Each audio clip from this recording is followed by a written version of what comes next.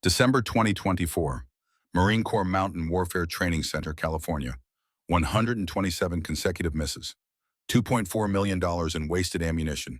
6 Elite Force Recon Marines staring down the barrel of career destruction. 48 hours until deployment to Syria. 48 hours to prove they deserved the title they wore. 48 hours before the 2nd Battalion would take their place and their pride. The cleaning lady they were about to scream at. She was the most lethal operator in United States intelligence. She had been invisible for 22 months, and in the next 12 hours she would risk everything she had built to save warriors who would never know her real name. Every shot tells a story. This one would tell 3, and it would be classified for the next 30 years. The morning sun broke over the Sierra Nevada range like a copper blade slicing through mountain shadows and thin high-altitude air. At 8,500 feet, the Marine Corps Mountain Warfare Training Center sprawled across terrain that had broken lesser men. The wind here moved in layers, invisible rivers of air that carried secrets only the mountains knew. Thermal currents rose from sun-baked granite. Pressure systems collided where valleys met peaks. And somewhere in that chaos, 6 Marines were learning the difference between technology and truth. Shot number 127 left the barrel of a Barrett M82 rifle with a sound like thunder cracking stone. 1,700 yards downrange, the steel target remained silent, untouched, mocking. Gunnery Sergeant Victor Kane stood behind the firing line, his jaw clenched so tight his molars ached. 45 years old, 20 years in the Corps. 3 combat deployments, 2 Afghanistan tours, 1 Syria rotation that still woke him at 3 in the morning with the smell of burning metal in his nose. He was 6 feet 2 inches of scar tissue and suppressed rage watching his career evaporate like morning dew under a desert sun. Windage correction -2.3. Staff Sergeant Harper Donovan called from behind her spotting scope, voice tight with frustration. 32 years old, a mother of 2 breadwinner for a family that depended on her making Sergeant First Class. The promotion board convened in 6 weeks. You couldn't make Sergeant First Class when your team failed basic qualification. Corporal Ethan Whitaker worked the bolt on his rifle, chambering the next round with hands that trembled despite his best efforts to steady them. 24 years old, the youngest on the team. The kid who grew up in foster homes and found family in the Corps. The Marine who had something to prove to ghosts that would never stop watching. Barometric pressure verified, Whitaker said, consulting the ballistic computer strapped to his wrist. The device cost $18,000. It could calculate firing solutions faster than most people could think. It measured wind speed, air density, temperature gradients, even the Coriolis effect of the Earth's rotation. Range confirmed at 1,700 yards. Solution should be perfect. Should be. Sergeant Garrett Cole lowered his own rifle, staring at the high-tech equipment with the kind of suspicion usually reserved for used car salesmen. 29 years old. The best marksman on the team until this morning. The Marine trying to rebuild a career after a friendly fire incident in 2021 that wasn't his fault but felt like it anyway. Cleared by every investigation. Haunted by every nightmare. This is the 5th time the computer says perfect solution, Cole muttered. 5 perfect solutions, 5 misses. Master Sergeant Frank Dawson approached the firing line with a clipboard thick enough to be a weapon. 48 years old, 28 years in the Corps, range master at MCMWTC for the last 6 years. He had seen thousands of Marines qualify on this range. He had never seen failure like this. Gentlemen, Dawson said, his voice carrying the weight of bad news delivered too many times. I need to remind you that this qualification cannot be postponed. The deployment schedule is non-negotiable. If this team fails to qualify by 1,800 hours tomorrow, replacement Marines will be selected from 2nd Battalion. The words landed like artillery rounds. 2nd Battalion was good. 2nd Battalion trained hard. But 2nd Battalion wasn't Force Recon. 2nd Battalion wasn't the elite of the elite, the tip of the spear. The warriors who went where others couldn't and did what others wouldn't. For these 6 Marines, failure here meant more than professional embarrassment. It meant the end of everything they had worked toward, everything they had sacrificed for, everything they were. Kane felt his hands curl into fists. His voice, when it came, was a barely controlled growl. We've got the best equipment money can buy, the best training the Corps can provide, the best Marines in the world, and we can't hit a stationary target. The range stretched before them like an accusation. From the firing line at 0 yards, the terrain rolled and climbed through sagebrush and granite outcroppings. Wind flags marked distances at 400, 800, 1,200, and 1,500 yards. The primary target stood at 1,700 yards, a steel plate 18 inches in diameter that should have been singing with bullet impacts by now. But the wind flags told lies this morning, or rather, they told only part of the truth. Behind the safety barrier, 60 yards from the firing line, a woman in a faded khaki maintenance uniform knelt beside a bed of roses. The name tape on her chest read J. Blackwell in block letters. She was maybe 5'4", perhaps 130 pounds. The kind of woman you could pass on the street and never remember 5 minutes later. Her steel-toed boots were scuffed from years of walking perimeters. Her uniform had been washed so many times the color had faded from tan to something closer to gray. She deadheaded a wilted rose with practiced efficiency, dropping the spent bloom into a small bucket at her side. Her movements were methodical, unremarkable, the movements of someone who had performed the same task 1,000 times before. But her eyes never stopped moving.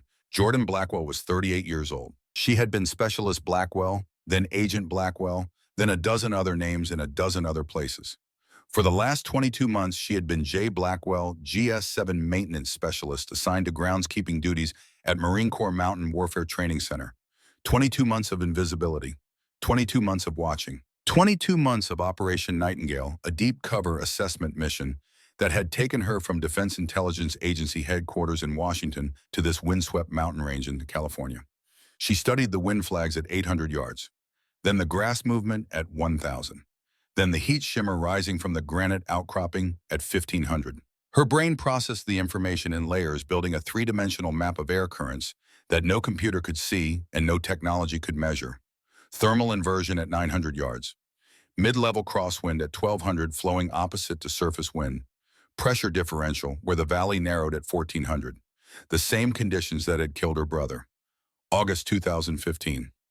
Afghanistan, Corporal Brennan Blackwell, 22 years old, bright-eyed and full of fire. Bad wind call from his spotter. Thermal inversion the computer couldn't predict. A bullet that drifted 18 inches right. An insurgent sniper who didn't miss his return shot. Last words over the radio, Jordan, tell Mom I. Then static. Then silence. Then a flag-draped coffin in a folded triangle of fabric that their mother still kept on the mantel. Jordan's hands stilled on the roses, her jaw tightened. 9 years later, and the rage still burned cold and clean. She watched Whitaker chamber another round, watched him consult his ballistic computer, watched him trust the machine instead of his eyes. She had been 29 when Brennan died. She had been a mid-level DIA analyst, then good at her job, but not great competent, but not exceptional. His death had changed something fundamental in her DNA. Within 6 months, she had applied for field operations training. Within a year, she was in advanced reconnaissance school. Within 2 years, she was doing things that officially never happened in places that officially didn't exist. 18 years of service now. 63 classified missions. 12 countries. Navy SEAL Development Group Precision Marksmanship Program, the only female graduate in the program's history. 42 confirmed kills, though that number existed only in files that would be destroyed when she died. And for 22 months, she had been invisible, a ghost in plain sight. Trimming roses and emptying trash cans, and cleaning bathrooms while watching Force Recon teams train, assessing readiness, identifying vulnerabilities, looking for the cracks in the armor that enemies might exploit. The mission had been perfect. Until this morning when watching good Marines fail because of bad training became more than she could bear. Shot number 128 missed by 4 minutes of angle, over 6 feet at this range. Kane's voice exploded across the range like a fragmentation grenade. Check that scope, check the mounting. Someone explained to me how we can be this far off with equipment this good. Harper bent over her spotting scope, frustration etched in every line of her face.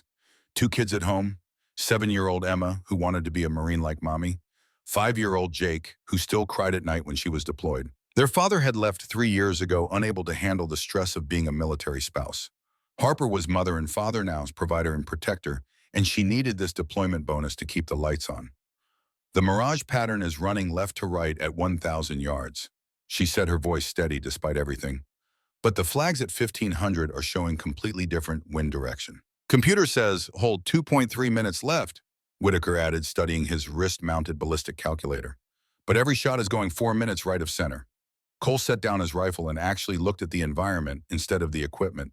For the first time all morning, he began to see what the machines couldn't tell him. The flags showed one story, but the grass, the dust, the heat shimmer rising from sun-baked stone, they told another story entirely. Something's not right, Cole said quietly. The wind shouldn't be doing this. Jordan stood slowly, her movements deliberate and careful.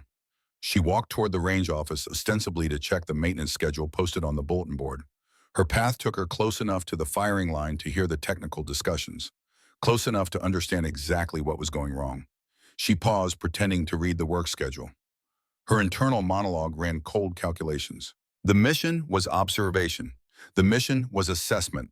The mission was remaining invisible until Operation Nightingale concluded in 6 weeks.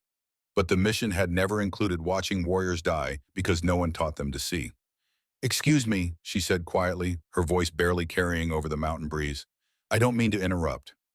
Every head on the firing line turned. 6 Marines and 1 range master, all staring at the cleaning lady who had just stepped across an invisible line between their world and hers. Kane's face darkened like a thunderhead. His voice, when it came, could have stripped paint. "Ma'am, this is a restricted training area. Civilians need to maintain a safe distance from active firing operations."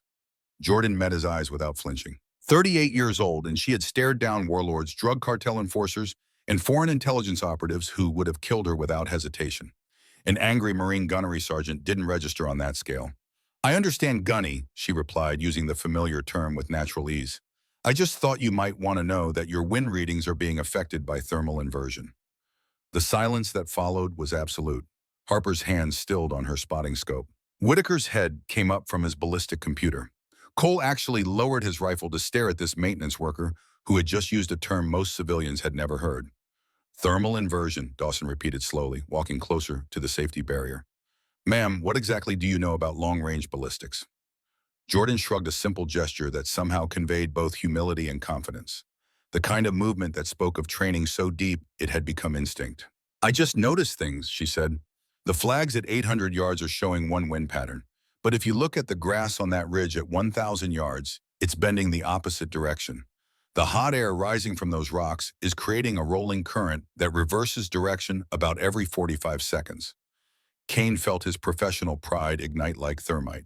This woman, this janitor, was lecturing him about marksmanship in front of his Marines, in front of men and women who looked to him for leadership, in front of warriors whose careers depended on his expertise. "Listen, lady," he said, stepping forward and using his 6'2" frame to crowd her space. "I appreciate your observations, but we have actual scientific equipment here, computers that cost more than most people make in a year. We don't need folk wisdom about grass bending." Jordan didn't step back, didn't blink. Something shifted in her pale green eyes. Something that had been hidden for 22 months. Something cold and hard and absolutely certain.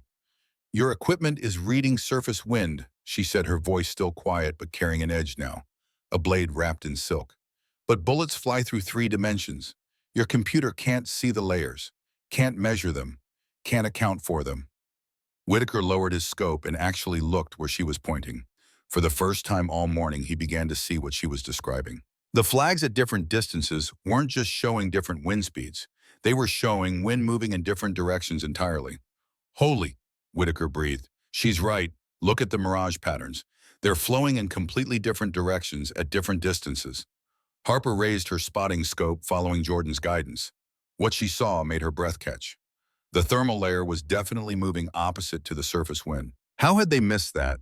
How had 20 years of combined experience and $18,000 in ballistic computers failed to see what was right there in front of them? "Because you're looking at data instead of reading the environment," Jordan said, as if she had heard the unspoken question. "Your computers can calculate theoretical ballistics, but they can't feel the mountain breathing." Cole had his spotting scope up now, tracking the grass movement with the intensity of a predator stalking prey. 47 seconds. The grass stilled for maybe 2 seconds. Then the cycle began again. "I'll be damned," he whispered. "It's like clockwork." Kane felt control of the situation slipping through his fingers like water. This civilian was making his Marines question their training, question their equipment, question their methods. And the worst part, the absolutely unforgivable part, was that she might be right. He felt something crack inside his chest. A memory he had spent 3 years trying to bury. Syria 2021. His team in Overwatch position. 2 insurgent fighters at 900 yards. Computer-calculated wind solution. Perfect setup. And then the wind had shifted. The bullet had drifted. And instead of insurgents, his round had impacted 30 feet from a Marine patrol he hadn't known was there. No casualties, thank God. But the investigation, the questions, the knowledge that he had almost killed his own. He had trusted the computer then too, had believed in technology over instinct, and he had nearly destroyed everything. Now this woman was showing him the same mistake, the same fatal flaw, and his ego couldn't handle it. "Ma'am," he said, his voice dropping to something dangerous, "I'm going to have to insist that you return to your duties and allow my Marines to complete their training without interference." Jordan studied him for a long moment. She saw the fear beneath the anger, the shame beneath the pride, the wounded warrior trying to protect his tribe the only way he knew how. She could walk away, should walk away. Operation Nightingale had 6 weeks remaining. Her cover was intact. Walking away was the professional choice, the smart choice. The choice that kept her invisible and safe and able to complete the mission. But she thought of Brennan, 22 years old and full of life, trusting a computer that couldn't see thermal inversions, trusting technology that had failed him when he needed it most. She couldn't watch it happen again. "Of course, Gunny," she said, stepping back from the barrier. "I didn't mean to cause any trouble." But as she turned to walk away, Harper called after her. "Wait, you said you could hit at all 3 targets with 1 shot. What did you mean by that?" Jordan paused, turned back, and smiled a small, enigmatic smile that didn't reach her eyes. "Ricochet ballistics," she said simply. "If you understand the angles and the target materials, one properly placed shot can create a chain reaction." The Marines stared at her in stunned silence. Ricochet ballistics was an advanced military science studied by special operations units and classified research programs. It involved calculating bullet trajectory, target surface hardness, angle of incidence, and deflection vectors. It was physics and geometry and instinct all rolled into split-second decisions. It was the kind of skill that took years to develop and a lifetime to master. It wasn't something you learned from trimming roses. Dawson's voice took on a more formal tone. "Ma'am, I think we need to continue this conversation. Would you mind if I asked to see some identification?" For just a moment, something flickered across Jordan's features, not fear, calculation. Like a chess player suddenly realizing the game had changed, that the move she was about to make would cascade into consequences she couldn't control. She reached into her pocket and produced a standard contractor ID badge. Jordan Blackwell, GS7 Maintenance Specialist. The photo showed a woman with tired eyes and a half-smile. The clearance indicators were appropriate for someone who cleaned bathrooms and trimmed hedges. Everything about it was legitimate. Everything about it was a lie. "I've been working on base for 22 months, she said. "Groundskeeping and facilities maintenance." Dawson examined the ID carefully. It looked perfect because it was perfect. Defense Intelligence Agency legend building was an art form, but something about the whole situation felt wrong, felt off. Felt like there was a story here that extended far beyond wind reading and thermal inversions. 22 months, Dawson repeated slowly. "And in that time, you've developed expertise in advanced ballistics." "I read a lot," Jordan replied with a shrug. "And I watch. You'd be surprised what you can learn just by paying attention." Meanwhile, Whitaker had been thinking about what she'd said regarding wind patterns. Against Kane's obvious disapproval, he began timing the thermal cycles she had described. After watching for 90 seconds, he could see the patterns she had identified. The grass movement, the mirage distortion, the way the air seemed to pulse like a living thing. "Gunny," he said quietly, his voice carrying a note of certainty that hadn't been there before. "I think she's right about the wind cycles. I can see the pattern now." Corporal Whitaker, Kane snapped his control, fraying at the edges. "You will not adjust your firing solution based on advice from a civilian contractor." But Harper had also been watching, and she was seeing the same thing Whitaker had observed. The mirage pattern definitely cycled every 48 seconds, and there was definitely a brief moment where the chaotic layers aligned into something predictable. "Sarge," she said, her voice careful, "the mirage pattern does cycle. And there is a window. I can see it." Cole nodded slowly. "If we time our shots to that window, we might actually have a chance." Kane felt his authority crumbling like sandcastles against a rising tide. But beneath the anger and the fear, a small voice whispered that maybe, just maybe, this was exactly the lesson he needed to learn. Jordan watched the exchange with growing interest. These were good Marines, talented marksmen who had simply been let down by over-reliance on technology. With proper guidance, they could easily make these shots, could qualify for deployment, could go to Syria with the skills they needed to come home alive. But guiding them meant revealing herself, meant compromising 22 months of deep cover, meant risking a mission that extended far beyond this mountain range. In the distance, something glinted in the morning sun. A reflection off glass or metal, too far to be a threat, too deliberate to be random. Someone was watching with optics. Someone who wasn't supposed to be there. Jordan felt the hair on the back of her neck stand up. The feeling she had learned to trust in 12 countries and 63 missions. The feeling that said the game had just changed and the stakes had just gotten higher. But she looked at Whitaker, 24 years old and trying so hard to prove himself. At Harper, mother of two who needed this deployment to feed her family. At Cole, carrying guilt that wasn't his to carry. At Kane, wounded and scared and hiding it behind rage. Warriors who deserved better than to fail because no one had taught them to see. She made her decision. Tell you what, Jordan said, her voice taking on a different quality. Harder, more certain.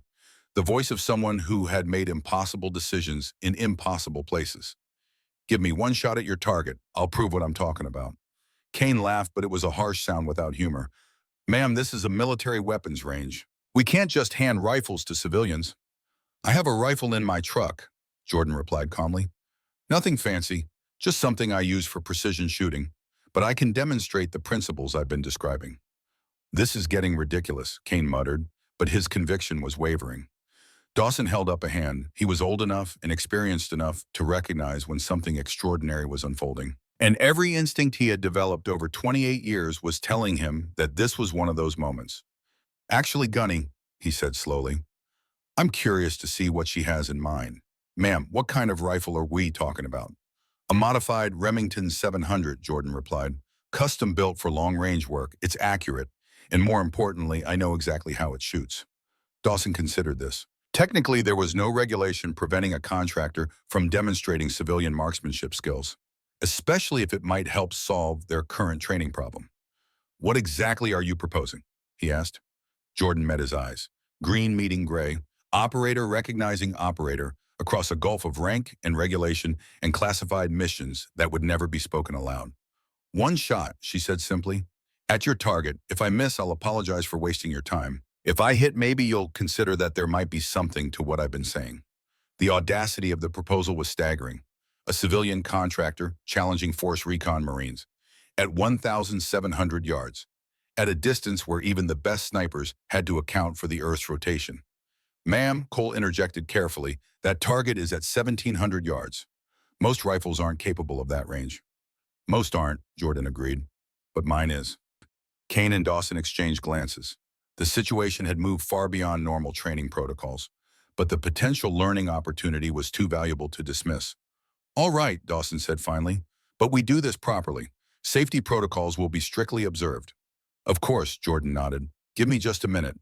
She walked toward the parking area with movements that were different now, more purposeful, more precise. The casual demeanor of a maintenance worker was being replaced by something else, something that moved with economy of motion that came from thousands of hours of training. Whitaker shook his head slowly as he watched her go. This is either going to be the most impressive thing we've ever seen or the most embarrassing moment of our careers. My money's on embarrassing, Kane muttered, but privately he wasn't so sure. There was something about this woman that didn't add up. Her technical knowledge, her bearing, her quiet confidence. Harper raised her binoculars. Guys, you need to see this. Jordan was opening what appeared to be a professional gun case from her vehicle. Even from a distance, it was clear that whatever was inside had been carefully secured and professionally maintained. That's not a standard case, Cole observed. That's military-grade equipment. Dawson felt a growing sense that this demonstration was about to become something far more significant than anyone had anticipated. Corporal Whitaker, contact base security and verify that contractor's clearance. I want to know everything about Jordan Blackwell. Yes, sir, Whitaker replied. But before he could make the call, Jordan was walking back. She carried the rifle case with movements that were too efficient, too tactical, the way an operator moved. Kane watched her approach and felt something cold settle in his gut. Whatever was about to happen, it was going to change everything. Jordan set the case down on a bench near the firing line. She looked at the 6 Marines watching her, at Dawson with his questions, at the range stretching out before her like a test. Somewhere in the distance, that glint of reflected sunlight flashed again. Someone watching, someone waiting. But right now, there was only one thing that mattered. She opened the rifle case. What lay inside spoke of midnight requisitions and custom machine work and precision that couldn't be bought off a shelf. Harper Donovan lowered her binoculars slowly. That's a $40,000 bill, she said, her voice barely above a whisper. Minimum. The weapon gleamed in morning sunlight. Carbon fiber stock, match-grade barrel, Schmidt and Bender optic that cost more than most people's monthly mortgage. This wasn't hunting equipment. This was what competitive shooters used, or operators. Dawson approached professional interest overriding protocol. Ma'am, this is quite an impressive weapon. Jordan lifted the rifle with movements too practiced, too efficient. She cradled it like something familiar, something trusted. Built it myself, she said matter-of-factly. Took about 2 years to get everything right. Shoot sub-minute of angle at 1,000 yards. Sub-minute of angle meant less than 1 inch of dispersion at 100 yards. At 1,700 yards, she was claiming her rifle could put bullets within 17 inches of aim point, assuming perfect conditions and execution. Kane felt his skepticism crumbling. The rifle was clearly the product of someone with extensive knowledge, deep knowledge, the kind that came from years of study and practice. But that raised questions about who exactly Jordan Blackwell was. All right, Dawson said, his voice carrying command weight. Range safety rules are in full effect. You'll have 1 shot. If you hit, we'll discuss techniques. If you miss, we return to standard protocols. Jordan performed a function check, inspected the bolt, checked the chamber, examined the firing pin. Systematic, professional, completed in under 30 seconds. Whitaker watched her hands and felt something click. Sarge, he whispered to Harper, that's not hobby-level familiarity. I know, Harper replied quietly. Everything about her is wrong. This isn't a groundskeeper who reads books. Before they could pursue that thought, Jordan was speaking again. Before I shoot, she said, her voice carrying unexpected authority, I want to make sure everyone understands what's about to happen. She pointed downrange. That target at 1,700 yards is positioned for a ricochet demonstration. Behind it at 2,000 yards, there's a steel plate. Beyond that, at 2,200 yards, there's a third target. The Marines followed her pointing, suddenly realizing the layout. 3 targets in a rough line separated by distances that would require perfect calculation. You're talking about hitting 3 targets with 1 bullet, Harper asked, disbelief hardening into challenge. Through ricochet ballistics, Jordan confirmed. If you understand angles, materials, and environmental conditions, it's possible to create a bullet path that connects multiple targets. Cole shook his head. Ma'am, that's practically impossible. The physics alone require calculating trajectory, surface hardness, deflection vectors, environmental factors, dozens of variables simultaneously. The physics are complicated but manageable, Jordan said gently. Angle of incidence, material hardness, bullet construction, environmental factors. It can be done. The casual way she said it made the claim even more shocking. Not boasting, just stating fact. Dawson realized this had moved beyond simple marksmanship. If she could accomplish what she described, it would represent skill that existed in the realm of legend. Ma'am, he said slowly, I need to ask directly, what is your background? What you're describing requires knowledge that isn't available in civilian programs. For a long moment, Jordan didn't answer. She looked at the targets, then back at the Marines, watching with fascination and suspicion. She had been invisible for 22 months, and now she was about to throw it away. I've had some training, she said finally, more than most. It was a non-answer that raised more questions than it resolved. But before Dawson could press, Jordan was moving toward the firing position. She set up with economy of motion that spoke of thousands of hours, shooting map position precisely. Rifle aligned, body at 45 degrees to line of fire, head position perfect, support hand cradling, not gripping. Everything textbook, everything professional. I need about 2 minutes to read wind conditions, she said, settling behind the scope. This shot requires timing the thermal cycles. The Marines watched as Jordan began what appeared to be meditation. Her eyes moved constantly, tracking Flag's grass mirage patterns. Reading the environment like language, gathering information, her brain was processing into a firing solution more complex than any computer could calculate. Flags at 400 yards. Steady northwest wind 14 miles per hour. 800 told a different story. Cross breeze from southwest, lighter 8 miles per hour. At 1200, the flags barely moved. At 1500, rising heat created shimmer that spoke of thermal currents invisible to technology, but visible to trained eyes. Thermal cycle completing, she murmured. Surface wind steady at 14 from northwest. Mid-level crosswind approximately 8 from southwest. High-level minimal 2 miles per hour. Whitaker grabbed his scope, trying to see what she saw. How can you tell just by looking? Practice, she replied. When you stop trusting machines and start trusting eyes, you see differently. Grass doesn't lie. Mirage tells truth. Heat from stone shows currents no computer can measure. Harper was taking notes, scribbling observations. This was education happening in real time. Knowledge that took years to accumulate condensed into moments. Dawson checked his watch. This had moved beyond normal protocols, but he couldn't stop it. His Marines were learning more in these minutes than in months of computer-assisted training.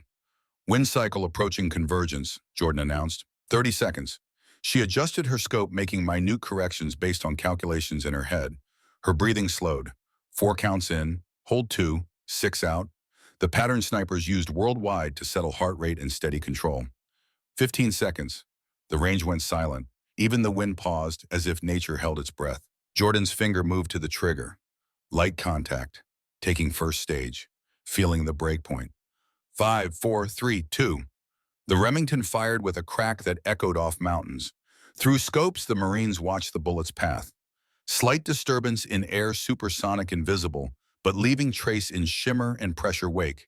1,700 yards away, the first target rang. Solid hit, but instead of absorbing energy, the angle and hardness deflected it at precise vector. The bullet deformed but stable ricocheted at 17 degrees vertical, 23 horizontal.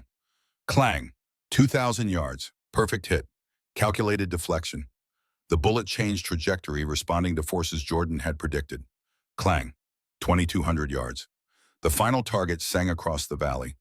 3 targets, 1 shot, perfect execution.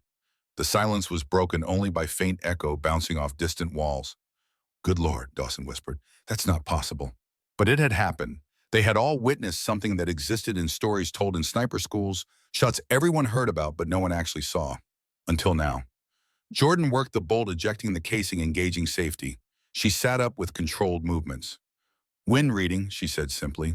When you understand environment, you work with it instead of against it. But the Marines weren't looking at her face.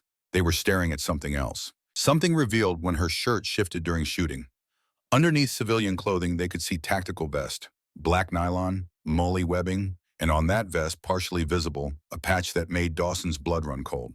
White letters on black DI, a Defense Intelligence Agency.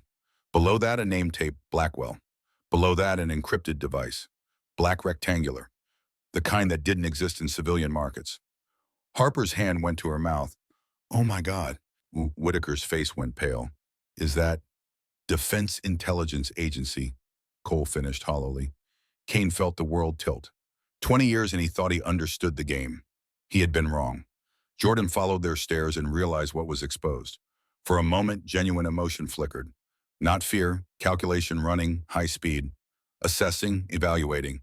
Deciding how much truth to reveal. The decision was taken from her. In the distance, a sound that didn't belong.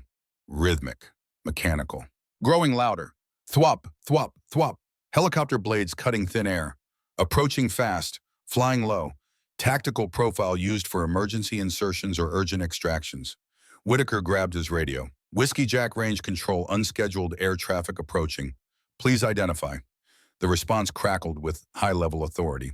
Whiskey Jack range, this is Sword 6-6 emergency priority with Colonel Hargrove aboard. Clear range immediately and prepare for command consultation. Colonel Hargrove, the base commander.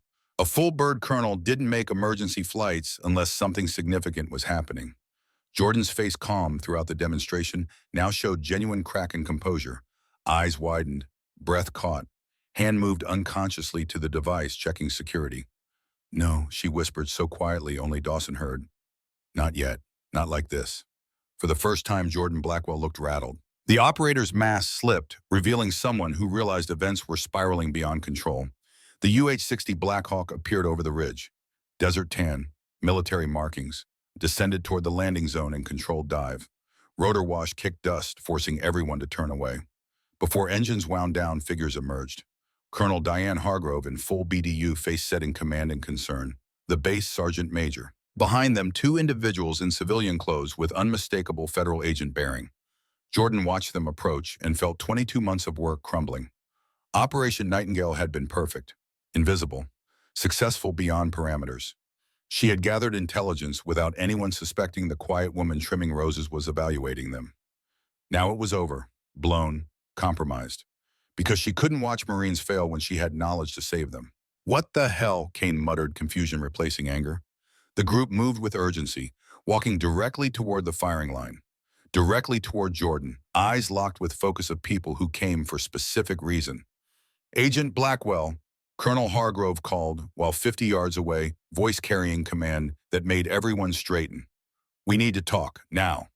Agent Blackwell, not contractor, not civilian, not Ms. Agent. The word landed like artillery. Harper and Whitaker exchanged glances.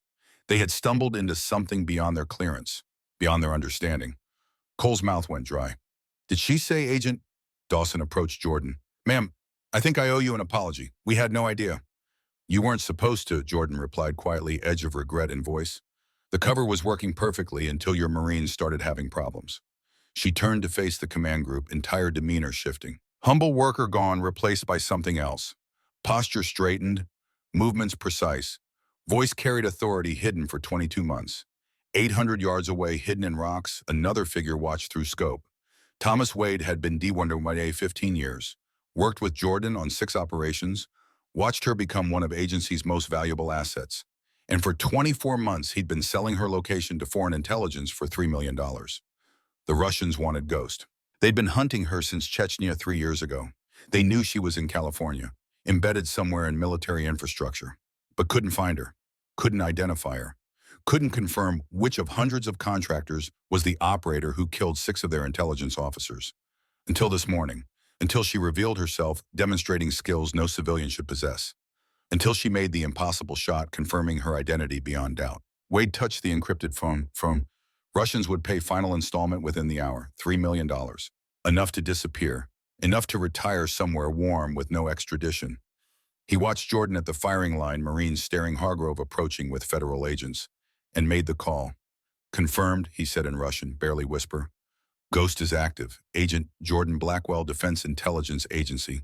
Location Marine Corps Mountain Warfare Training Center, California. Initiating extraction. The voice was cold, professional. Payment transferring now. Your involvement complete. Recommend immediate vacation. Wade ended the call and began breaking down position.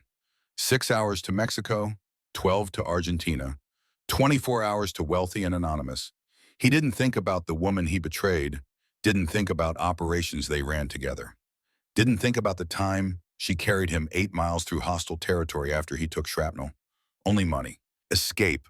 Life far from here. At the firing line, Hargrove reached Jordan with federal agents flanking like guards. Sergeant Major took position behind, eyes scanning with tactical awareness from 3 decades. Hargrove's eyes swept rifle vest device, then to Marines' frozen faces showing shock and confusion. Agent Blackwell, Hargrove said, voice tight with controlled urgency. Your cover has been compromised. We need to relocate you immediately. Extraction helicopter standing by. Jordan's jaw tightened. Compromised how I've maintained protocol 22 months. One federal agent, man in 40s with gray temples and hard eyes, stepped forward.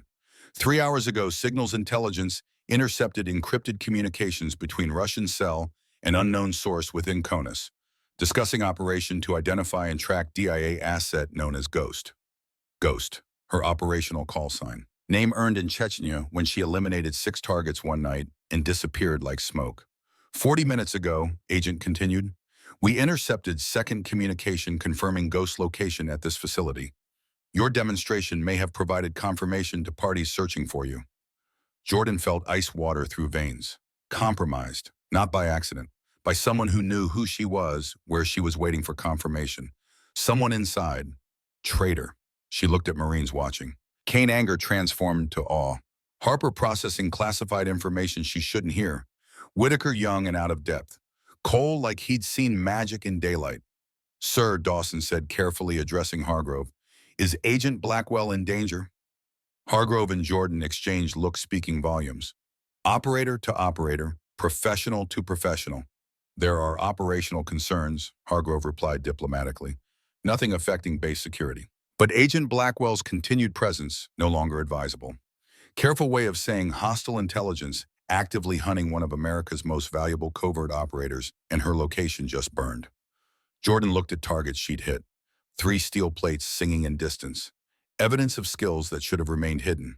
choice to help these Marines cost 22 months of work and might cost something more precious, her life. But she looked at Whitaker's face, saw him understanding wind reading that would keep him alive in Syria. Harper making notes informing her teaching for years. Kane's ego crumbling in a way that might make him better leader.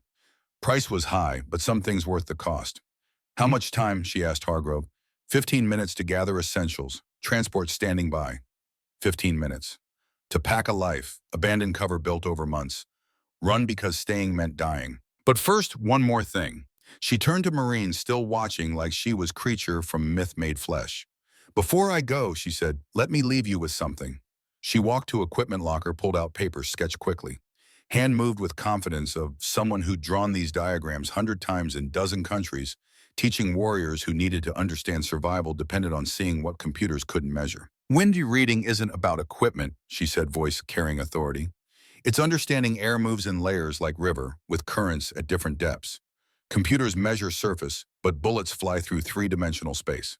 The sketch showed range profile with arrows indicating wind flow at altitudes, thermal currents from heated surfaces, pressure differentials from terrain features, invisible architecture determining whether bullets found targets or disappeared. She pointed to sections: surface wind affected by ground heating, mid-level crosswinds influenced by valley shape, high-altitude flow usually steady but weak, thermal inversions reversing direction cyclically.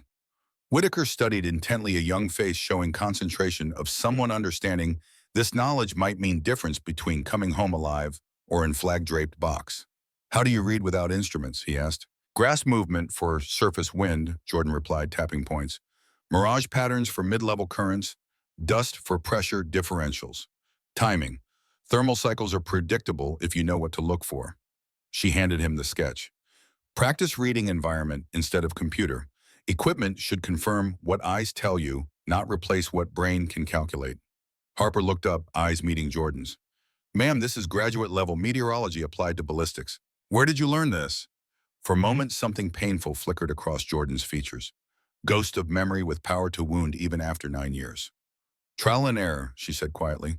When your life depends on impossible shots in impossible conditions, you learn to see differently.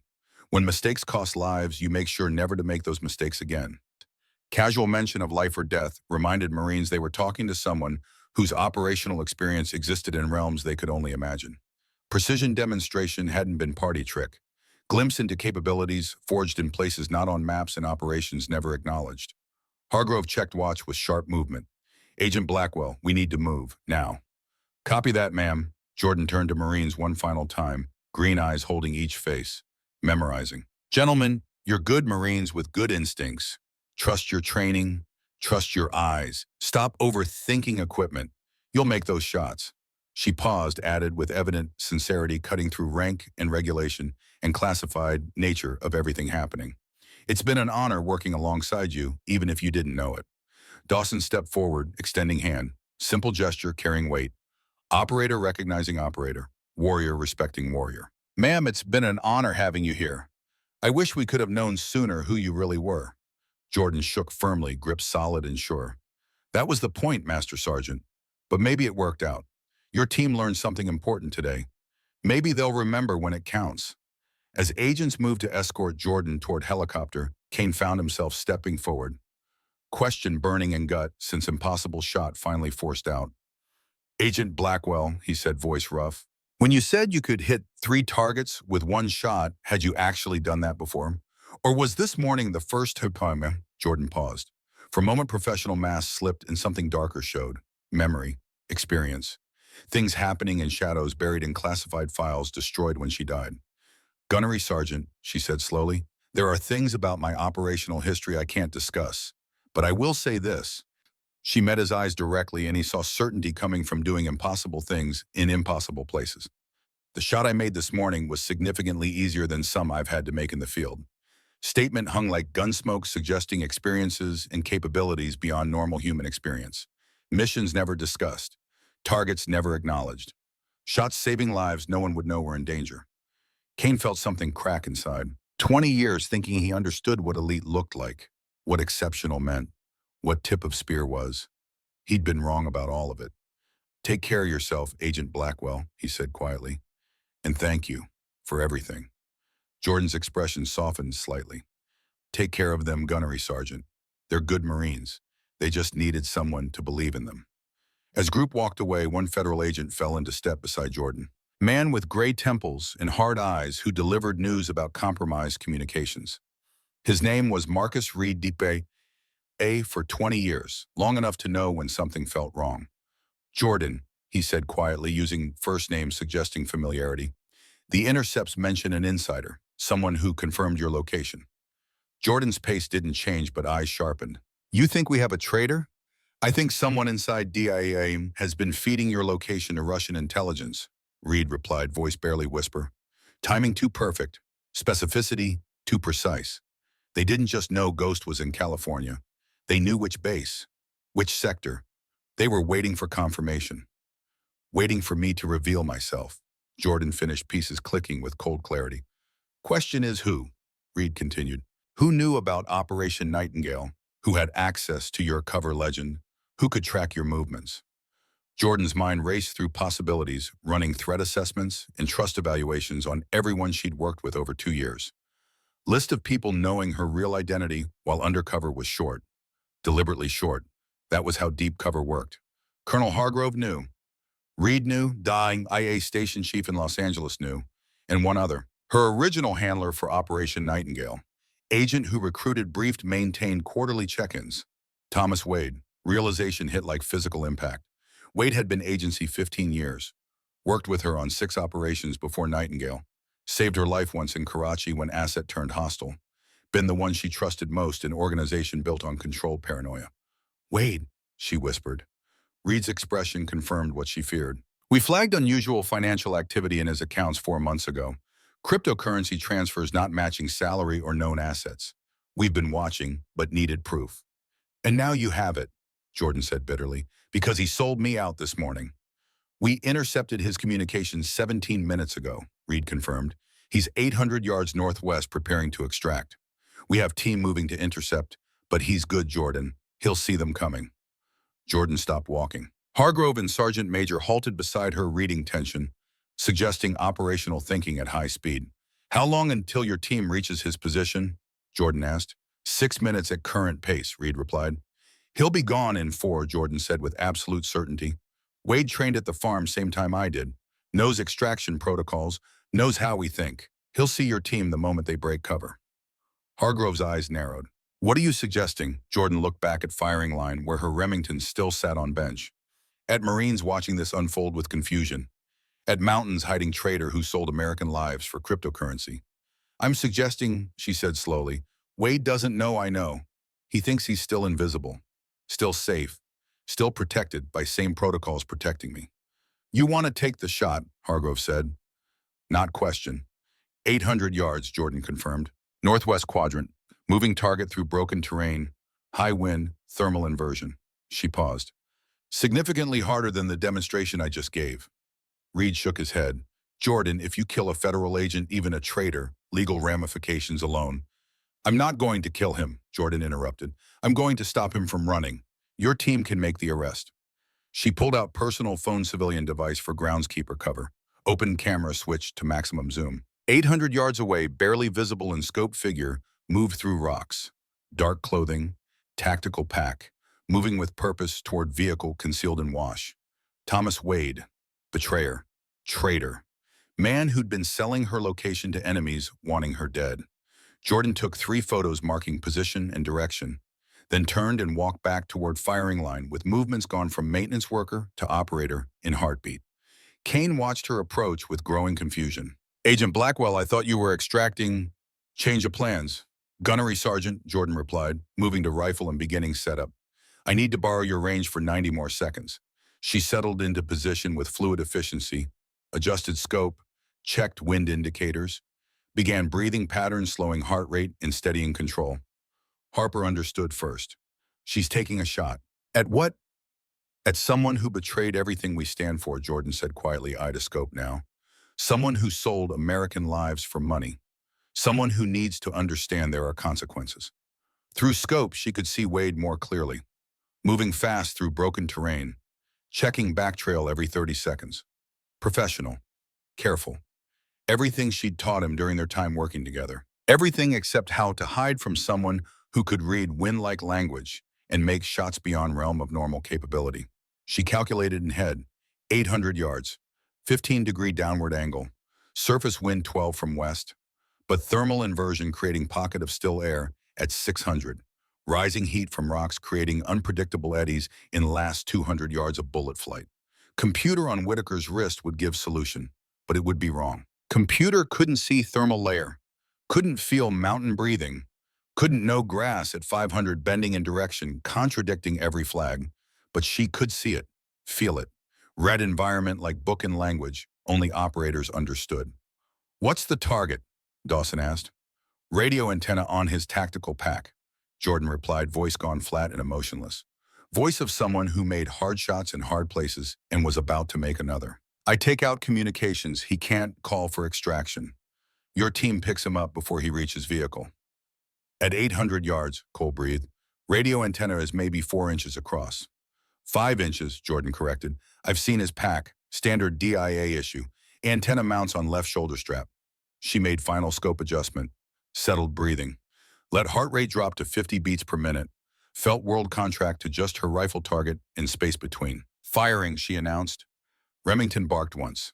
Bullet flew through three-dimensional space, rising and falling along parabolic arc accounting for gravity and air resistance and 100 other variables. Flew through wind layers trying to push it off course. Through thermal inversions creating turbulence invisible to technology. Through 800 yards of mountain air that should have made shot impossible. Bullet found radio antenna with precision defying probability. Impact wasn't dramatic. No explosion, no sparks, just small puff of debris as antenna shattered and Wade's ability to communicate with Russian handlers disappeared in an instant. Through scope, Jordan watched Wade spin at impact hand, going to pack body, dropping into cover with instincts of someone just shot at by professional. She worked bolt ejecting casing but didn't chamber another round. One shot was message enough. "Target neutralize," she said calmly, engaging safety and sitting up. "Radio destroyed. He's contained in Sector 7 Northwest Quadrant. Your team can pick him up in approximately 4 minutes." Reed was already on encrypted phone vectoring a REST team to Wade's location with coordinates Jordan just provided. Hargrove watched with expression, mixing professional respect with mild disbelief. 800 yards, Hargrove said quietly. 4-inch target in these conditions. 5-inch, Jordan corrected. And wind wasn't that bad once you accounted for thermal layer. Dawson had binoculars up watching as DIA agents converged on Wade's position from 3 directions. Watching as Trader realized he was surrounded. Watching as man who sold American secrets was taken into custody on American soil. "I'll be damned," Dawson whispered. Jordan stood shouldering rifle expression, showing no satisfaction. No triumph, just weary acceptance of someone who just did something necessary but unpleasant. "Agent Wade was my handler for Operation Nightingale," she said to Marines watching with varying degrees of shock. "He knew my cover, knew my location, knew my mission parameters, and he sold all that to Russian intelligence for $3 million. The number landed like bomb. 3 million, Harper repeated, voice hollow, for one person's life. For Ghost's life, Jordan corrected. Russians have wanted me dead since Chechnya 2021. I cost them 6 intelligence officers and pipeline into Georgian separatist groups. They've been hunting me. Wade gave them everything except final confirmation. Which you provided this morning, Kane said, slowly, understanding dawning. When you made the impossible shot. When I chose to help you instead of maintaining cover, Jordan confirmed. Wade was watching, waiting for me to reveal skills no civilian should possess. I gave him exactly what he needed. Whitaker's face went pale. "Ma'am, we didn't know if we had—" "You weren't supposed to know," Jordan interrupted gently. "That was entire point of deep cover. I was invisible. Forgettable. Just another face no one paid attention to." She looked at each in turn. "But I couldn't stay invisible and watch good Marines fail. I couldn't let you deploy to Syria without skills you needed to survive. Some things are worth more than operational security." Weight of what she sacrificed settled over range like frost. 22 months of work, critical intelligence operation, her own safety, all traded for lesson in wind reading that might save 6 lives she'd never see again. Reed's phone buzzed. He checked and nodded. "Wade is in custody. They found 3 million in cryptocurrency on his phone. Russian intelligence contacts. Communication logs going back 24 months. We have everything." "How many others did he burn?" Jordan asked, voice tight. Reed's expression darkened. 4 other operatives we know of, 2 dead, 2 compromised and extracted. You were number 5. Marines stood in silence, trying to process classified information they shouldn't hear, trying to understand the scope of betrayal, trying to comprehend that woman they dismissed as janitor just took down traitor with single shot at 800 yards. Hargrove stepped forward, command voice cutting through shocked silence. Gunnery Sergeant Kane, you and your team will undergo mandatory debriefing on classified information exposure. You will not discuss what you witnessed with anyone outside your chain of command. Is that understood? Yes, ma'am, Kane replied automatically, years of discipline overriding confusion. But Hargrove wasn't finished. She turned to Kane with expression mixing severity with something that might have been respect. However, she continued, before Agent Blackwell's cover was compromised, she submitted final mission report on Operation Nightingale. That report contained assessments of every force recon team that trained at this facility over 22 months. She pulled out manila folder and opened it, reading from official document. Regarding Team 7-3, commanded by Gunnery Sergeant Victor Kane, Agent Blackwell wrote, Sergeant, Kane demonstrates exceptional dedication to his Marines and genuine passion for their success. While his leadership style can be abrasive and methods occasionally counterproductive, underlying commitment to warrior development is evident and commendable. Recommend advanced leadership training rather than disciplinary action. With proper mentorship, Kane has potential to become one of the Corps' most effective instructor cadre. Kane's face went through several emotions in rapid succession. Shock, shame, gratitude, disbelief. She recommended me for leadership school, he said, voice barely above whisper. After I treated her like garbage, Agent Blackwell's mission was to assess readiness and identify potential, Hargrove replied. She saw potential in you, Gunnery Sergeant. Question is whether you'll prove her right. Kane looked at Jordan, who was watching with expression holding no judgment, no anger. Just steady gaze of someone who'd seen beneath surface and found something worth salvaging. Ma'am, he said, voice rough with emotion he couldn't control. I don't know what to say. Say you'll be better, Jordan replied simply. Say you'll take what you learned today and teach it to others. Say you'll remember that excellence doesn't always look like what you expect. She walked toward him, and despite difference in heights, despite difference in ranks, it was clear who held moral authority in this moment. I had a brother, she said quietly, a voice carrying pain buried 9 years. Corporal Brennan Blackwell, United States Marine Corps. 22 years old, bright-eyed and full of fire, and absolutely certain he was going to change the world. She pulled photograph from pocket, worn at edges from being carried everywhere. Young Marine in dress blues grinning at camera with confidence of someone who thought he was invincible. August 2015. Afghanistan, she continued, voice steady but eyes showing grief time hadn't healed. His spotter gave bad wind call, thermal inversion just like conditions we have today. Brennan trusted his equipment, trusted technology.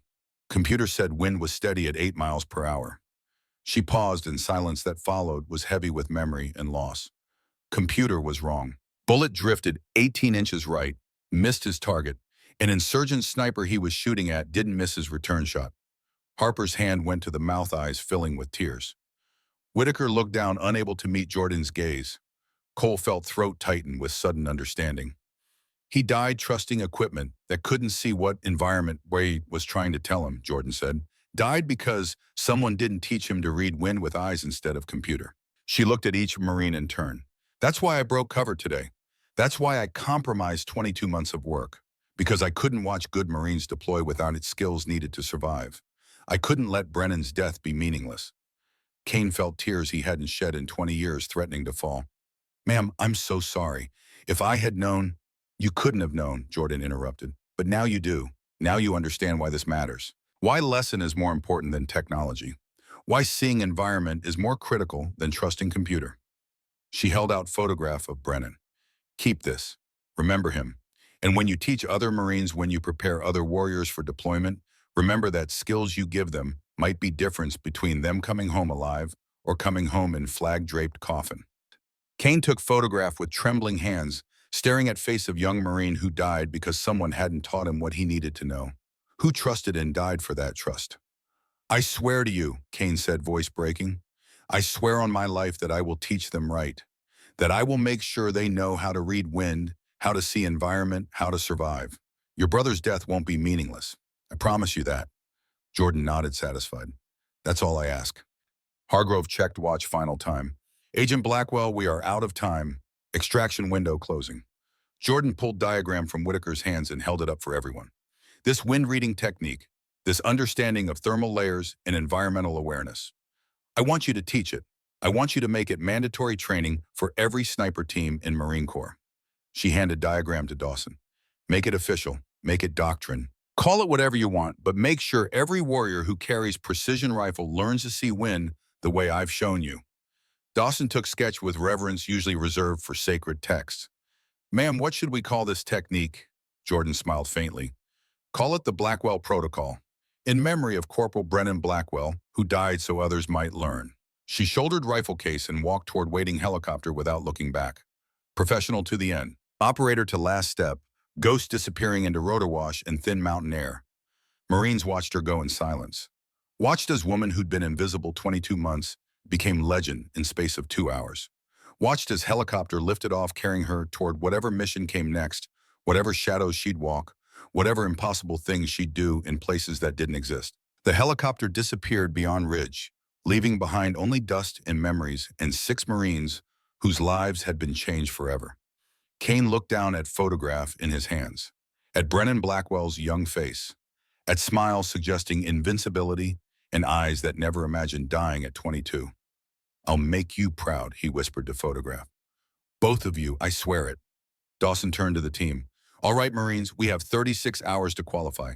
Let's apply what we just learned. Harper moved to firing position first, but instead of immediately checking her ballistic computer, she spent 3 full minutes observing. Wind flags, grass patterns, heat shimmer, the mirage at different distances. I can see it now, she said quietly. The thermal cycle, the way the air moves in layers. It's all there, we just weren't looking. Whitaker studied the diagram Jordan had drawn. Surface wind 14 from northwest, but mid-level is 8 from southwest. They're fighting each other. That's why our computer solutions were wrong. Cole timed the thermal cycle with his watch. 48 seconds, just like she said, and there's a 3-second window where everything aligns. Kane watched his Marines beginning to see the environment the way Jordan had taught them. All right, Harper, you're up first. Time your shot to the thermal window. Trust your eyes. Harper settled into position, controlled breathing, watching the grass at 1,000 yards, seeing the pattern Jordan had shown them, waiting, timing, feeling the mountain breathe, the grass stilled, the mirage aligned, the thermal cycle completed. Harper fired, 1,700 yards downrange. The steel target sang out with the clear, pure note of a solid hit. The sound echoed across the valley like a bell announcing victory. Harper sat up, eyes wide with disbelief. I hit it. I actually hit it. Because you stopped fighting the environment and started working with it, Dawson said. Agent Blackwell gave you the key. Now use it. One by one, each Marine took their turn. One by one, applying environmental awareness instead of relying solely on technology. One by one, they made shots that had been impossible 2 hours ago. By 1400 hours, all 6 Marines had successfully qualified for deployment. The mission that had seemed impossible at sunrise was complete. Accomplished using techniques taught by a woman whose true identity they were only beginning to comprehend. 3 weeks later, January 2025, Syrian mountains 12 miles from the Turkish border. Corporal Ethan Whitaker pressed himself against Coldstone, his breath forming clouds in the frigid mountain air. Below him, in a valley that wasn't supposed to have enemy activity, an insurgent sniper nest had materialized like a ghost.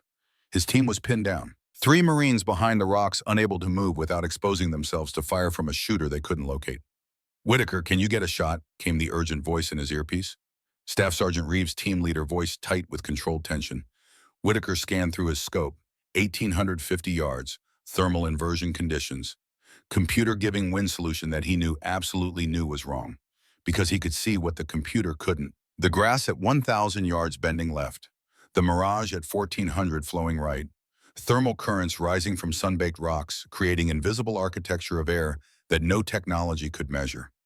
He thought of Agent Blackwell, of Brennan Blackwell, of the lesson taught in a California mountain range that was about to save American lives in a Syrian valley. I have the shot, Whitaker said calmly, but I need 90 seconds. He ignored his ballistic computer completely. Watched the environment instead. Timed the thermal cycle. Waited for the moment when chaotic air currents aligned into something predictable. Grass movement, mirage pattern. Dust drift. The mountain was breathing, and Whitaker could feel it. 45 seconds. 46. 47. The grass stilled. Whitaker fired. The bullet flew through three-dimensional space through thermal inversions and crosswinds and pressure differentials. Through 1,850 yards of mountain air that should have made the shot impossible. The enemy sniper concealed in rocks that provided perfect cover from every angle except one never heard the shot that ended his life. Target eliminated. Whitaker reported, his voice steady despite adrenaline flooding his system. Area secure. As his team moved to safety, Whitaker whispered words meant for ghosts who would never hear them. That was for Brennan and for you, Agent Blackwell, wherever you are. 2 months later, March 2025, Marine Corps Base, Quantico, Virginia. Staff Sergeant Harper Donovan stood at the front of a classroom packed with 40 Marine recruits, all eager faces waiting to learn what she had to teach. On the overhead projector behind her, a laminated diagram. The same sketch Jordan Blackwell had drawn in California dirt, now official Marine Corps training material. The Blackwell Protocol, read the header in bold letters. Mandatory environmental wind reading for all USMC sniper programs. What you're about to learn, Harper began, her voice carrying the authority of someone who had been transformed by what she was teaching, isn't in any computer program. It isn't in any ballistic calculator. It's the skill that will keep you alive when technology fails you. She pointed to the diagram. Surface wind, mid-level crosswinds, high-altitude flow, thermal inversion layers. Your bullets fly through all of it. And if you can't see it, you can't hit it. A young recruit raised his hand. Staff Sergeant, where did this protocol come from? Harper's expression softened with something that might have been reverence. From someone who understood that the best technology in the world can't replace trained eyes and a warrior's instinct. From someone who saved lives by believing in Marines when they didn't believe in themselves. She didn't mention names, didn't reveal classified operations. But in her voice was the unmistakable tone of someone who had been touched by excellence and was determined to pass that gift forward. Now, Harper continued, let me show you how to read what the environment is trying to tell you. 4 months later, May 2025, Advanced Leadership School, Quantico. Gunnery Sergeant Victor Kane stood before an auditorium containing 200 NCOs from every branch of the Marine Corps. On the screen behind him, a video recreation of the impossible shot played in slow motion. 3 targets, 1 bullet, physics-defying probability. What you just witnessed, Kane said, his voice carrying weight of hard-earned wisdom, was more than exceptional marksmanship. It was a lesson in humility, in respect, in recognizing excellence even when it comes from unexpected sources. He paused, letting the words sink in. I almost destroyed my career because I couldn't see past a uniform, Kane continued. I looked at someone I assumed was just a janitor and dismissed everything she had to offer. I was wrong, and that mistake almost cost my Marines their lives. He clicked to the next slide. A quote in simple block letters, excellence doesn't always look like what you expect. Your job as a leader is to recognize it wherever it appears. When the person who made that shot, Kane said, taught me more about leadership in 2 hours than I learned in 20 years of service. Not through lectures, not through reprimands, but by demonstrating that true professionals measure success by the warriors they save, not the recognition they receive. A hand went up in the audience. Gunnery Sergeant, what happened to the person who made that shot? Kane's expression showed something that might have been sorrow mixed with pride. That's classified. What I can tell you is that they're still serving, still saving lives, still doing impossible things in impossible places, and we'll never know most of what they've sacrificed for us. He looked out at 200 faces, seeing in them the future of the Corps. Your assignment, Kane said, is to be the kind of leader who recognizes excellence even when it doesn't come with rank or credentials. To be the kind of NCO who listens when anyone has knowledge that can save your Marines. To be better than I was. In his office after the lecture, Kane sat alone with a letter he had written but would never send. Pages of handwriting pouring out gratitude and shame and transformation to someone who would never read them. At the bottom he had written, you saw potential in me when I couldn't see it in myself. You defended me when I had given you every reason not to. You taught me that real strength isn't in being right, it's in being willing to learn. The Blackwell Protocol is now mandatory across all service branches. Thousands of warriors will learn to see the way you taught us to see. Your brother's sacrifice wasn't meaningless. Your sacrifice wasn't meaningless. I've trained 1,847 NCOs so far. Every one of them carries your lesson forward. Every one of them knows that excellence can come from anywhere, and leadership means recognizing it. Semper Fidelis, Victor Kane. He folded the letter carefully and placed it in a leather journal with dozens of others he had written over the months. Never sent, never read by their intended recipient, but the act of writing brought peace, and the lessons contained in those pages were being lived every day by Marines across the globe. 6 months after the impossible shot. June 2025, Prague, Czech Republic. Jordan Blackwell sat in a safe house overlooking Wenceslas Square, watching tourists and locals move through golden afternoon light. She looked different now. Shorter hair, different color. Contact lenses changing her eye color from green to brown. New legend, new identity, new mission. On the desk beside her, a single photograph. 6 Marines standing beside 3 steel targets in a California mountain range. Whitaker grinning, Harper with her arm around Cole. Kane standing slightly apart, but his expression showing something that might have been the beginning of a smile. Jordan allowed herself 30 seconds to look at it, to remember, to feel something other than the cold calculation that kept her alive in hostile territory. Then she placed the photograph in a secure box with others from operations that officially never happened. Sealed it, locked it away. Her encrypted phone buzzed. Target confirmed: Vincent Cross, former DIA operative, your mentor and handler from 2009 to 2015. Location: Prague Sector 7. Grid reference: 24 Alpha. Intel compromise critical. Cross is selling complete Blackwell protocol training materials to hostile intelligence services. Techniques being disseminated to enemy sniper programs. Threat assessment: immediate and severe. American lives at risk. Authorization: terminal resolution approved at your discretion. Timeline: 72 hours maximum. Exfil, standing by on your command. Jordan read the message twice, each word landing like physical impact. Vincent Cross, the man who had recruited her into DIA, who had trained her, who had become a father figure when her own father had died, who had held her when she cried after Brennan's death and told her that the best way to honor her brother was to make sure other warriors didn't die the same way. Vincent Cross, who had apparently decided that the Blackwell protocol created from her brother's sacrifice was worth selling to America's enemies. She pulled up surveillance photos. Cross at a cafe meeting with a known Russian intelligence officer. Cross entering a building owned by a Syrian front company.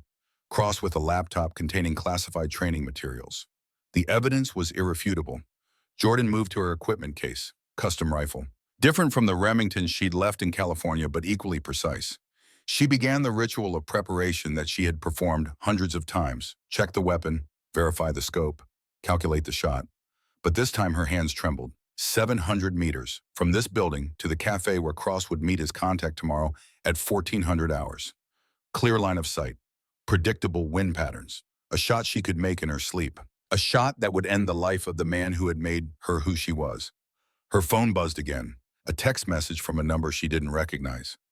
Agent Blackwell, you don't know me, but I was in Corporal Whitaker's team in Syria. Your protocol saved my life last month. Thermal inversion conditions, just like you described. I made the shot because of what you taught. My wife is pregnant with our first child. I'm going to be a father because of you. Thank you doesn't seem like enough, but thank you. Corporal James Martinez, USMC. Jordan stared at the message, at words from a Marine she'd never met. A life saved by knowledge passed forward. A child who would have a father because she had broken her cover to teach warriors how to see. She thought of Brennan, 22 years old, never got to be a father, never got to pass forward what he'd learned. She thought of Cross selling that knowledge to enemies who would use it to kill Americans. Marines like Martinez, warriors like Whitaker. Her hands stopped trembling. She chambered around. The next evening, Vincent Cross sat at an outdoor cafe in Prague's Old Town, waiting for his contact. A Russian intelligence officer who would pay 2 million euros for complete Blackwell protocol training materials. Enough money to disappear forever. He never saw the woman on the rooftop 700 meters away. Never saw her settle into position with a rifle that had been built for impossible shots. Never knew that his former student, the woman he had trained, mentored, and claimed to care about, was behind the scope. The shot was perfect. Through the center mass. Instant incapacitation. The laptop containing classified materials secured by Czech police working with U.S. intelligence within 2 minutes. But Vincent Cross's last conscious thought as he fell was seeing a figure on a distant rooftop. A woman with a rifle. A silhouette he recognized despite the distance. Jordan, he whispered. And then darkness. On the rooftop, Jordan worked the bolt, ejected the casing, watched it tumble through afternoon light, watched it land on concrete with a soft metallic sound. She didn't feel triumph, didn't feel satisfaction, just the hollow ache of necessity, of doing what had to be done to protect warriors who would never know they'd been in danger. Her phone buzzed. Reed's voice. Extraction ready. You have 5 minutes. Copy, Jordan replied. Her voice was steady, professional, the voice of Ghost. But as she packed her equipment, she allowed herself one moment, one breath, one whispered word for the man who had trained her and then betrayed everything she stood for. I'm sorry, Vincent, but some things are worth more than money. Some legacies are worth protecting, even from the people who helped create them. She disappeared into Prague's winding streets, another operation complete, another impossible thing done in an impossible place. And somewhere in Syria, Corporal Martinez was writing a letter to his wife about the child they would name after a Marine who died in Afghanistan, about a legacy of sacrifice that rippled forward through time, saving lives in ways that would never be counted. 1 year after the impossible shot, December 2025, the following text appeared on classified screens across the United States military intelligence community. Official memorandum from Commandant of the Marine Corps to all personnel the Blackwell Protocol, mandatory integration, and effective immediately, the Blackwell Protocol for environmental wind reading and ballistic assessment is hereby designated as mandatory training for all USMC sniper programs, force recon teams, and precision marksman courses. Since implementation, 847 successful long-range engagements attributed to Blackwell Protocol techniques, 73% improvement in first-shot hit rates in complex environmental conditions, 0 friendly fire incidents in situations involving thermal inversion, previously 12 incidents annually. The protocol has been adopted by U.S. Army Special Forces Navy SEAL teams and Air Force pararescue units. Former Gunnery Sergeant Victor Kane, retired May 2025, trained 1,847 NCOs in Blackwell Protocol methodology before retirement. Current assignment, Senior Civilian Instructor, Advanced Leadership School. Staff Sergeant Harper Donovan, promoted to Gunnery Sergeant, currently Chief Sniper Instructor, Marine Corps Base Quantico. Corporal Ethan Whitaker, awarded Navy Cross for actions in Syria, January 2025. Currently assigned to Marine Corps Scout Sniper School as Junior Instructor. Sergeant Garrett Cole, selected for Marine Corps Embassy Security Group, currently assigned to High Threat Environment Diplomatic Protection. In memory of Corporal Brennan Blackwell, USMCK, IA, Afghanistan. August 2015, whose sacrifice led to the development of techniques that have saved countless American lives. The location and status of the individual who developed the Blackwell Protocol remains classified. Semper Fidelis. But in the places where such things mattered, whispers circulated. Stories passed from operator to operator, legends told in hushed voices in the kinds of bars where quiet professionals gathered. Stories about Ghost, about impossible shots made in impossible places, about a woman who walked in shadows and saved lives that no one knew were in danger, about the kind of hero who never wanted recognition and would never receive it, the kind who measured success not in medals or promotions, but in warriors who came home alive, the kind whose legacy would outlive them by generations. And in a safe house in a city that would never be named, Jordan Blackwell received a final message. Operation Nightingale. Final assessment. Mission success. Despite compromise, intelligence gathered over 22 months has led to identification of 17 training deficiencies, 3 security vulnerabilities, and 1 traitor neutralized. Blackwell Protocol now saving lives globally. Recommend Presidential Medal of Freedom classified. Agent response required. Jordan typed 3 words. Decline. Brennan's Medal. Because some heroes serve for honor, not recognition. Some warriors fought for legacy, not glory. Some professionals measured success by the lives they saved, not the medals they received. And somewhere in the California mountains, wind moved through ranges where Marines trained, where they learned to see what computers couldn't measure, where they practiced techniques that would keep them alive in places their families would never know they'd been, where a legend had been born from grief and sacrifice and the choice to risk everything for warriors who deserve better. The impossible shot that changed everything. The woman who made it and then disappeared. And the legacy that would save lives for generations to come. Epilogue. Post-credits 2 years later, December 2027, a different military base. A different mountain range. An elderly man in maintenance coveralls trimmed hedges near a rifle range where a new generation of Marines struggled with long-range qualification. 67th Miss, a young lieutenant muttered frustration evident in every word. The computer says these solutions should be perfect. The elderly man set down his pruning shears and walked slowly toward the safety barrier. Excuse me, Lieutenant, he said, his voice carrying the weight of years and wisdom. I couldn't help but notice your thermal readings are being affected by inversion. The lieutenant turned irritation flashing across his face at civilian interference. But the elderly man smiled knowingly. Son, I taught the woman who wrote the Blackwell Protocol. Let me show you what she taught me. The lieutenant's eyes widened. You knew Ghost. Knew her, the old man said, pulling out a faded photograph. A young woman standing beside three steel targets, eyes showing determination and grief and absolute certainty. I recruited her. He looked at the mountains, at the wind moving through invisible layers, at the young Marines who needed to learn what technology couldn't teach. Her name was Jordan Blackwell, he said quietly, and she believed that the best way to honor the fallen was to make sure the living had every tool they needed to survive. He handed the lieutenant a piece of paper, a diagram drawn in careful detail. The same lesson that had been taught in a California mountain range and was now being passed forward again. Now, the old man said, let me teach you how to see, because legends never died. They just found new students to teach, and the legacy continued, one impossible shot at a time.